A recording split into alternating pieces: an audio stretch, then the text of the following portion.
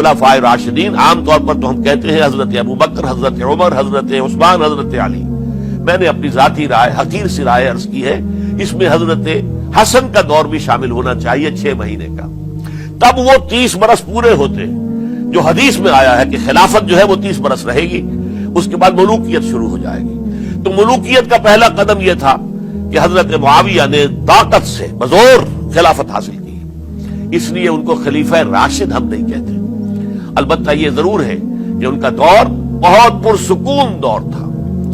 البتہ جب 10 برس گزر گئے حضرت معاویہ کے دور حکومت کو، اب میں یہاں لفظ خلافت کی بجائے دور حکومت استعمال کر رہا ہوں، جو کہ خلافت راشدہ سے ذرا اس کا فرق واضح ہو جائے.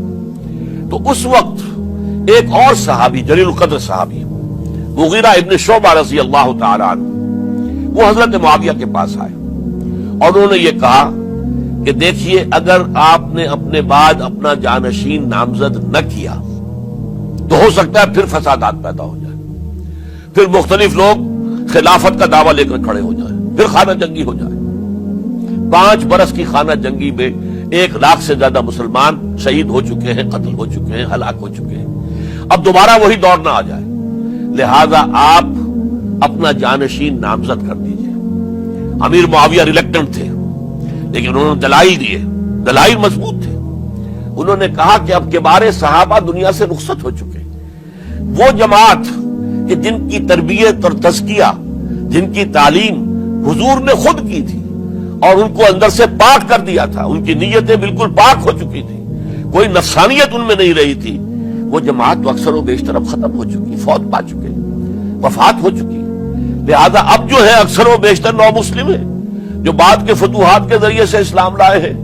لہذا ان کے اندر نہ وہ پختگی ہے، نہ ان کے اندر وہ تقویٰ ہے، نہ تدین ہے، نہ اصول پرستی ہے.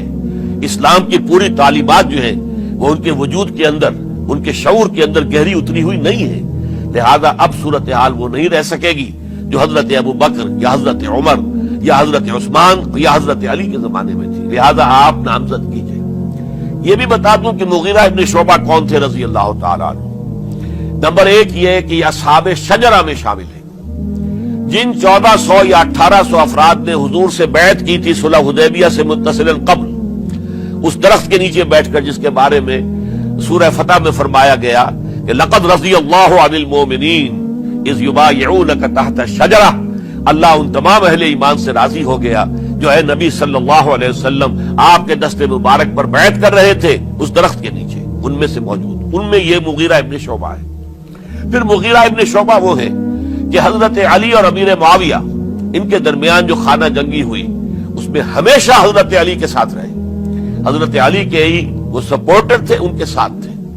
اس پہلو سے اچھی طرح سمجھ لیجئے کہ یہ نہیں ہے کہ وہ در حقیقت کو پہلے سے وہ امیر معاویہ کے ساتھی تھے، نہیں. لیکن اب جو صورتحال وہ دیکھ رہے تھے، جہاں دیدہ انسان تھے، بہت بڑے سیاستدان تھے، جانتے تھے حالات کو، حالات کے نفس پر ان کا ہاتھ تھا. لہذا انہوں نے یہ مشورہ دیا اور پھر امیر معاویہ نے اس مشورے کو قبول کر لیا اور یزید کی ولی عہدی کا اعلان کر دیا.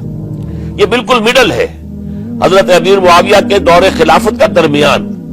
یہ 10 سال جب ہو گئے تھے حضرت امیر معاویہ کی خلافت کو یا حکومت کو، تب یہ معاملہ پیش آیا اور یزید کے ہاتھ پر یہ بیعت ولی عہدی تمام جو بھی مختلف گورنرز تھے ان کے ذریعے سے کہہ دیا گیا اپنے اپنے علاقے کے لوگوں سے بیعت لے لو. یہ بیعت عام طور پر لوگوں نے کر لی. البتہ 5 شخصیتیں جو بہت نمایاں تھیں انہوں نے اس بیعت سے انکار کیا. ان میں کون تھے ذرا نوٹ کیجئے. حضرت ابو بکر فوت ہو چکے، ان کے بیٹے عبد الرحمن ابن ابی بکر. حضرت عمر فوت ہو چکے، ان کے بیٹے عبداللہ ابن عمر. حضرت زبیر فوت ہو چکے، ان کے بیٹے عبداللہ ابن زبیر. حضرت عباس فوت ہو چکے، ان کے بیٹے عبداللہ ابن عباس. حضرت علی شہید ہو چکے، ان کے بیٹے حسین ابن علی رضی اللہ تعالی عنہم اجمعین. یہ 5 جو امت کے بہت بڑے 5 افراد کے گویا کے وہ چشم و چراغ تھے ان گھرانوں کے، انہوں نے انکار کیا. اور ان میں خاص طور پر عبد الرحمن ابن ابی بکر نے یہ جملہ کہا کہ تم چاہتے ہو کہ قیصر و کسریٰ کی سنت پر عمل کرو کہ باپ کے بعد بیٹا حاکم بن جائے. یعنی ایک قدم تو خلافت کا نظام پہلے ہی نیچے اتر چکا. مشاورت سے تو حضرت امیر معاویہ کا بھی جو نسب ہوا ہے وہ مشاورت سے نہیں ہوا. ایک درجے میں وہ جو اللہ تعالیٰ کے رسول نے عمارت بنائی تھی شاندار، اس خلافت کا جو سیاسی نظام تھا، اس میں ایک تو کڑی آ چکی زوال کی کہ ایک شخص نے طاقت کے ذریعے سے خلافت حاصل کر لی. اب اس کی اگلی کڑی لانا چاہتے ہو کہ کیسر و کسریٰ کے طریقے سے خاندان کے اندر، ایک قبیلے کے اندر یہ خلافت جو ہے یا حکومت جو ہے نسل بعد نسل، باپ کے بعد بیٹا اور بیٹے کے بعد پوتا، اس کو ہم کبھی گوارا نہیں کریں گے. حضرت امیر معاویہ بہت دانشمند انسان تھے. انہوں نے ان پانچوں حضرات پر کوئی تشدد نہیں کیا، کوئی جبر نہیں کیا، بلکہ رہنے دیا. ٹھیک ہے، یہ بیعت نہیں کر رہے، ابھی تو بیعت ولی عہدی ہے، کوئی حرج نہیں. لہذا کوئی جھگڑا، کوئی اس وجہ سے کوئی فساد، اس بنا پر کوئی جنگ نہیں ہوئی. 10 سال گزر گئے، یعنی 10 سال تک یزید ولی عہد رہا ہے. 10 سال تک. اور اس سوائے ان 5 بڑی شخصیتوں کے جو پوری امت تھی، عوام الناس تھے، ان سب نے اسے قبول کیا. یہ صورتحال اب جب پیدا ہوئی جب حضرت امیر معاویہ کا انتقال ہو گیا. یہ سن 60 ہجری ہے. اب سوال پیدا ہوا کہ وہ ولی عہدی کی بیعت اب بیعت خلافت میں منتقل ہو جائے گی. لہذا پھر یہ ہوا کہ سب لوگوں سے، سب گورنروں کو لکھ دیا گیا تمام صوبوں کے اندر کہ اپنے اپنے لوگوں سے بیعت لے لو. ظاہر بات ہے کہ وہاں کوئی ریفرنڈم نہیں ہوتا تھا، کوئی ووٹ نہیں ہوتے تھے کہ اس کی پرچیاں ڈالی جا رہی ہوں، ایک ایک شخص سے رائے لینا نہیں ہوتی تھی. بلکہ اس وقت کی جمہوریت یہ تھی اور شورائیت یہ تھی کہ ڈفرنٹ کلینز ہیں، ڈفرنٹ فیملیز ہیں، ڈفرنٹ ٹرائبز ہیں، ان کے سردار، ان کے بڑے لوگ، ان کے اہم لوگ بیعت کر لیں تو گویا کہ سب کی بیعت ہو گئی.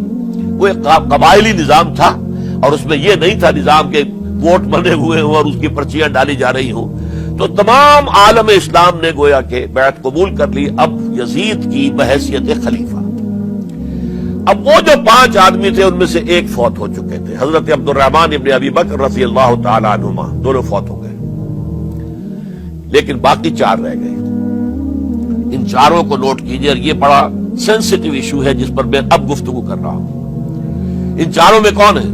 عبداللہ ابن عباس، عمر میں سب سے بڑے وہ ہیں، اور ان کی شان یہ ہے کہ انہیں حبر الامہ کہا گیا ہے، امت کے سب سے بڑے عالم، اور قرآن مجید کے وہ سب سے پہلے مفسر ہیں. اصل جو جتنی بھی تفسیری روایات ہمیں ملتی ہے حضرت عبداللہ ابن عباس کے شاگردوں سے، تابعین سے، لہذا ان کا بہت اونچا مقام ہے. حضرت عبداللہ ابن عمر، ان کا مقام بھی آپ کو معلوم ہے، حدیثوں کی کتنی بڑی تعداد ہے جو عبداللہ ابن عمر سے مروی ہے، اور اس کو سلسلۃ الذہب کی پہلی کڑی کہا جاتا ہے. روایت حدیث میں جو سنہری زنجیر ہے اس کا آغاز حضرت عبداللہ ابن عمر ہے. ایک طرف یہ دونوں ہو گئے. ان دونوں کی رائے کیا ہوئی؟ اگرچہ کام غلط ہوا ہے، یہ اس طریقے سے قیصر و کسریٰ کی روایت پر عمل کرنا غلط ہے، لیکن یہ اتنی بڑی غلطی نہیں ہے کہ اس کی وجہ سے باہمی جنگ و جدال ہو، خوریزی ہو، ایک دوسرے کی گردنیں کاٹی جائیں اور فتنہ و فساد پیدا کر دیا جائے. لہذا انہوں نے یزید کی بیعت کر لی. 2 حضرات رہ گئے، یہ نسبتاً نوجوان ہیں. ان دونوں کی پیدائش ہجرت کے بعد ہوئی ہے. ہجرت کے بعد پہلا بچہ جو مہاجرین میں پیدا ہوا ہے وہ عبداللہ ابن زبیر ہے. بلکہ کچھ عرصے تک مہاجرین میں جب کوئی پیدائش نہیں ہوئی تو وہ مکے مدینے کے منافقین نے کہنا شروع کر دیا تھا کہ یہ یہاں آ کے کمزور ہو گئے، نامرد ہو گئے، ان کی اولاد اب چلے گی نہیں. تو عبداللہ ابن زبیر جب پیدا ہوئے، اور آپ کو معلوم ہونا چاہیے وہ حضرت ابوبکر صدیق کے نواسے ہیں، حضرت عائشہ صدیقہ کی ہمشیرہ حضرت اسماء کے بیٹے ہیں عبداللہ ابن زبیر. اور زبیر بہت شجاع، بہت ہی بہادر انسان تھے. تو عبداللہ ابن زبیر کے اندر بھی وہی کیفیات تھی. انہوں نے کہا نہیں، اس غلطی کو ہم برداشت نہیں کریں گے. خورزی ہوتی ہے تو ہو، لیکن ہم اسلامی نظام کو نیچے اترتا ہوا نہیں دیکھ سکتے. جیسے کبھی حضرت ابوبکر نے فرمایا تھا ایبدل الدین وانا حی، کیا دین میں ترمیم اور تنسیخ کر دی جائے گی؟ دین کو بدل دیا جائے گا، دین میں تحریف کر دی جائے گی جبکہ میں ابھی زندہ ہوں؟ میں جیتے جی یہ نہیں ہونے دوں گا. حضرت عبداللہ ابن زبیر کی یہ رائے ہوئی، وی ہیو ٹو چیلنج، ہم مقابلہ کریں گے، ہم اسے پیسیولی قبول نہیں کریں گے. انہوں نے بیعت سے انکار کیا اور مدینہ چھوڑ کر مکے جا کر حرم کے اندر پناہ گزین ہو گئے. یہی معاملہ حضرت حسین ابن علی رضی اللہ تعالی عنہما کا تھا. وہ بھی نہایت شجاع، نہایت جری، نہایت بہادر. انہوں نے بھی کہا کہ یہ غلط قیصر و کسریٰ کی روایت جو شروع ہو رہی ہے اسے ہم نے رجسٹ کرنا ہے اور اسے ہم آگے نہیں چلنے